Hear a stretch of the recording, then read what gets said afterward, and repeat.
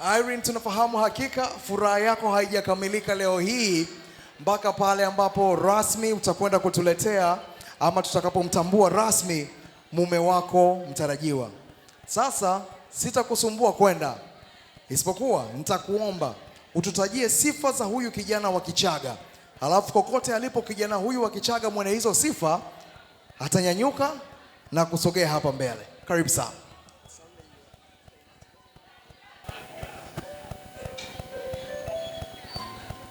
Ningependa kumtambulisha mume wangu mtarajiwa.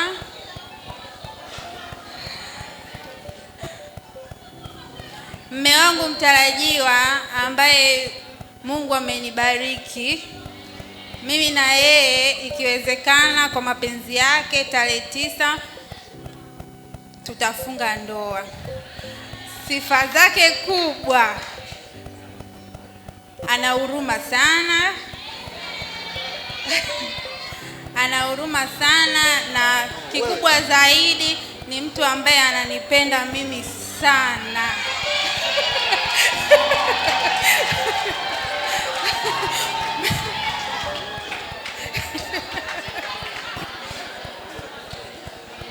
Ningependa nimuombe popote alipo aje mbele. Karibu sana mpenzi wangu. Hivi sifa mwisho umesema nini? Subiri kwanza. Samahani, sikuisikia. Sifa mwisho umesema ni ipi? Ananipenda sana.